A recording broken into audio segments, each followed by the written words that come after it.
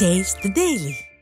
சென்னை பசுமை வழிச்சாலையில் உள்ள அமலாக்கத்துறை அலுவலகத்தில் 2019ஆம் ஆண்டு நாடாளுமன்ற தேர்தலின் போது கட்டுக்கட்டாக சுமார் 14 கோடி ரூபாய் பறிமுதல் செய்யப்பட்ட விவகாரம் தொடர்பாக திமுக எம்பி கதிர் ஆனந்த் இரண்டாவது முறையாக ஆஜராகி விளக்கமளித்து வருகிறார்.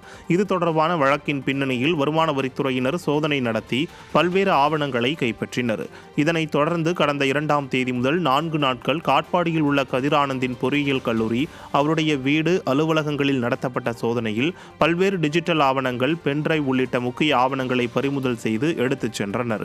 இது தொடர்பாக கடந்த 22ஆம் தேதி ஆஜராகி விளக்கமளித்தார். 8 மணி நேர விசாரணை நடத்தப்பட்ட நிலையில் 2வது முறையாக விசாரணைக்கு ஆஜரானார். சேலம் மாவட்டம் ஏற்காடு நுழைவாயிலில் அமைந்துள்ள குப்பை கிடங்கிலிருந்து வீசும் துர்நாற்றத்தால் சுற்றுலா பயணிகள் அவதியடைந்து வருகின்றனர். ஏற்காடு மலையின் சிறப்பே அங்கு கிடைக்கும் தூய்மையான காற்றுதான். தற்போது அங்குள்ள பிளாஸ்டிக் மறுசுழற்சி மைய குப்பை கிடங்கு அதனை கெடுத்து வருகிறது. அதிலிருந்து எப்போதும் துர்நாற்றம் வீசுவதால் உள்ளூர்வாசிகளும் சுற்றுலா பயணிகளும் பெரிதும் பாதிக்கப்படுகின்றனர். குறிப்பாக சேலம் ஏற்காடு மார்க்கத்தில் செல்பவர்கள் துர்நாற்றத்தையே சுவாசித்தபடியே பயணிக்க வேண்டியுள்ளது.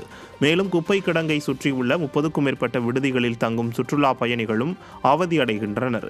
மேலும் குப்பை கிடங்கில் வழிந்தோடும் கழிவுநீர் சாலைகளிலும் ஓடைகளிலும் கலந்தும் கிளியூர் நீர்வீழ்ச்சியில் வழிந்தும் பல்வேறு நோய் தொற்றினை ஏற்படுத்துவதால் மாவட்ட நிர்வாகம் உரிய நடவடிக்கை எடுக்க வேண்டும் என கோரிக்கை விடுத்துள்ளனர்.